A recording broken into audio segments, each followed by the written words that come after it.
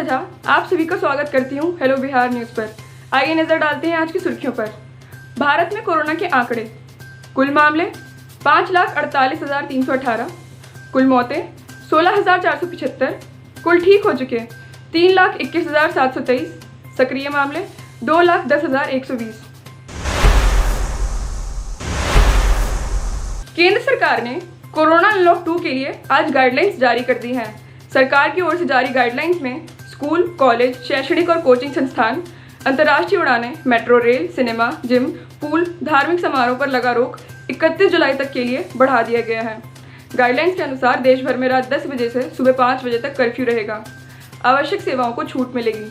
सरकार ने अनलॉक 2 में कंटेनमेंट जोन में केवल आवश्यक कामों को इजाज़त दी है, जबकि कंटेनमेंट जोन में सरकार ने लॉकडाउन लागू रखने का फैसला किया है। कोरोना संक्रमण के बीच उत्तराखंड कांग्रेस के उपाध्यक्ष सूर्यकांत धमसाना ने विवादित बयान दिया है। उन्होंने कहा कि कोरोना वायरस भगवान कृष्ण ने भेजा है। कांग्रेस नेता चारधाम यात्रा के शुरू होने के फैसले पर सवाल उठाते हुए कहा कि यात्रा को लेकर व्यापारियों में डर है, उन्हें कोरोना संक्रमण का डर सता रहा है। एक टीवी चैनल पर डिबेट के दौरान सूर्यकांत धमसाना ने कहा कि क से कृष्ण होता है और क से ही कोरोना होता है। कांग्रेस नेता के बयान की सोशल मीडिया में काफ़ी आलोचना हो रही है। कोरोना वायरस की रफ्तार राजधानी दिल्ली में बेकाबू है। कोविड-19 की चपेट में आने वाले दिल्ली के स्वास्थ्य मंत्री सत्येंद्र जैन जी ने सोमवार को कहा कि कोरोना से उनकी जान प्लाज्मा थेरेपी ने बचाई है, इसलिए वे अपना प्लाज्मा दान करेंगे। सत्येंद्र जैन जी ने ट्वीट करते हुए कहा, सभी की शुभकामनाओं से मैं अब घर पर स्वस्थ हो रहा हूँ। मुख्यमंत्री अरविंद केजरीवाल की तरफ से प्लाज्मा बैंक एक क्रांतिकारी कदम है। प्लाज्मा थेरेपी ने कोरोना वायरस से मेरी ज़िंदगी बचाई है और जैसे ही मेडिकल प्रोटोकॉल्स इजाज़त देगा मैं प्लाज्मा दान करूँगा। पाकिस्तान स्टॉक एक्सचेंज पर आज आतंकवादियों ने हमला कर दिया। इस हमले में 9 लोग मारे गए। इनमें वे सभी 4 आतंकवादी भी शामिल थे जिन्होंने हमला किया था। पाकिस्तान ने इस हमले में भारत को घसीटने की नापाक कोशिश की। भारत के विदेश मंत्रालय ने कराची हमले का संबंध भारत से जोड़ने पर पाकिस्तान के विदेश मंत्री की निंदा की और उनकी टिप्पणियों को बेतुका करार दिया। विदेश मंत्रालय ने कहा कि भारत कराची में हुए उग्रवादी हमले को लेकर पाकिस्तान के विदेश मंत्री की बेतुकी टिप्पणियों को खारिज करता है।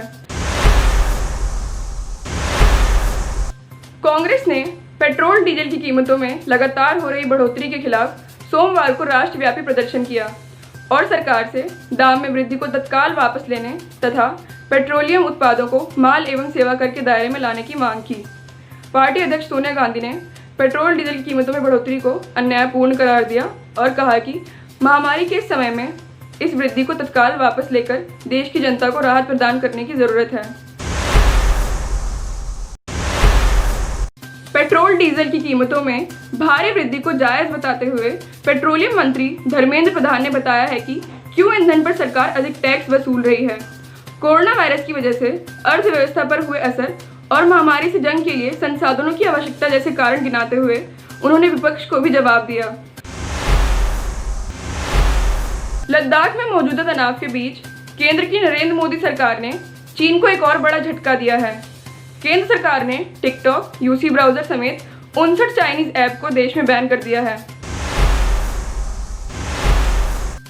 महाराष्ट्र के मुख्यमंत्री उद्धव ठाकरे जी ने सोमवार को कोविड-19 के गंभीर मरीजों के इलाज के लिए प्लाज्मा थेरेपी सह परीक्षण परियोजना की शुरुआत की।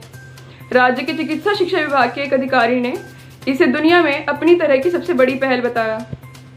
इस पद्धति में ऐसे लोगों के रक्त से प्लाज्मा प्राप्त किया जाता है जो इस संक्रमण से उबर चुके हैं।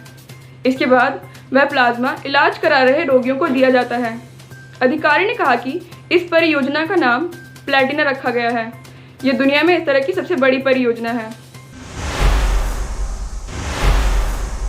कोरोना वायरस महामारी, भारत चीन सीमा विवाद और भारत चीन सीमा विवाद को लेकर तीसरे दौर में कमांडर स्तर की होने वाली बातचीत के बीच मंगलवार की शाम 4 बजे देश के प्रधानमंत्री नरेंद्र मोदी जी ने राष्ट्र को संबोधित किया। पाकिस्तान समर्थित हुर्रियत कॉन्फ्रेंस के आजीवन अध्यक्ष सैयद अली शाह गिलानी ने सोमवार को अचानक 16 दलों के गठबंधन से खुद को पूरी तरह अलग करने का ऐलान करते हुए संगठन में जवाबदेही के अभाव और विद्रोह का आरोप लगाया। कश्मीर घाटी में पाकिस्तान समर्थित अलगाववादियों में सबसे प्रमुख गिलानी 2003 में इस धड़े के गठन के बाद से ही इसके अध्यक्ष थे। वे काफ़ी समय से और विशेषकर पिछले साल जम्मू कश्मीर से संविधान के अनुच्छेद 370 के प्रावधान खत्म किए जाने के बाद से राजनीतिक रूप से सक्रिय नहीं हैं। कोरोना वायरस के खिलाफ जारी जंग के बीच बिहार में सियासी पार्टियां अक्टूबर-नवंबर में होने वाले विधानसभा चुनाव की तैयारियों में जुट गई हैं। वहीं निर्वाचन आयोग भी तैयारियों को अंतिम रूप देने में जुट गया है। इसी कड़ी में बीते दिनों बिहार निर्वाचन आयोग ने सूबे के मान्यता प्राप्त दलों की एक बैठक भी बुलाई थी।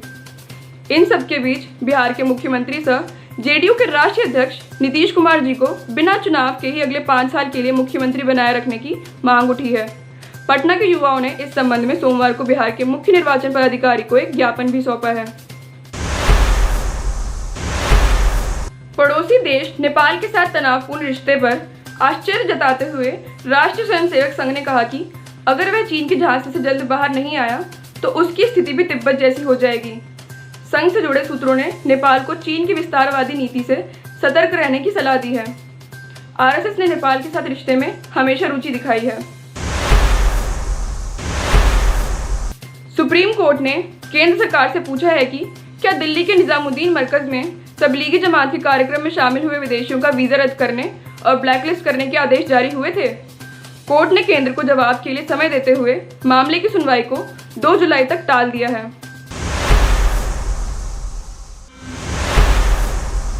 मुंबई के खार इलाके में 2 मंजिला इमारत का एक हिस्सा ढह जाने से एसवी रोड बंद कर दिया गया है। सोमवार तड़के हुई इस घटना की जानकारी मिलते ही मुंबई पुलिस ने घटनास्थल पर बैरिकेड लगा दिए।